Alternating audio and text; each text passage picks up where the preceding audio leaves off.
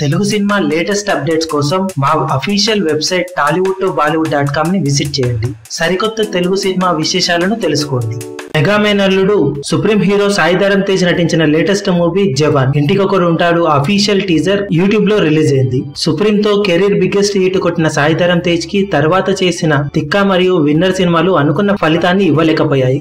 ఇలాంటి సమయంలో దేశభక్తి బ్యాక్ డ్రాప్ తో తెరకెక్కిన జవాన్ సినిమాపై అంతటా అంచనాలు పెరిగిపోయాయి. కాగా ఇప్పుడు అఫీషియల్ ఫస్ట్ లుక్ టీజర్ తోనే ప్రేక్షకుల మనసు గెలుచుకున్నాడు సాయి ధరమ్ తేజ్. కొంతమంది కలిస్తే ఇల్లు అవుతుంది, కొన్ని లక్షల కుటుంబాలు కలిస్తే దేశం అవుతుంది. దేశభక్తి అంటే కిరీటం కాదు, కృతజ్ఞత అంటూ చెప్పిన టీజర్ డైలాగ్ టీజర్ కి హైలైట్ గా నిలవగా తమన్ అందించిన బ్యాక్గ్రౌండ్ స్కోర్ అద్భుతంగా ఉందని చెప్పొచ్చు. మొదటిసారిగా మెహరీన్ ఈ సినిమాలో సాయి ధరమ్ తేజ్ తో హీరోయిన్ గా నటిస్తున్న ఈ సినిమా అతి త్వరలోనే ప్రేక్షకుల ముందుకు రాబోతుంది. టీజర్ లో దేశభక్తిని హైలైట్ గా చూపడంతో సినిమాపై మంచి అంచనాలు నెలకొన్నాయి.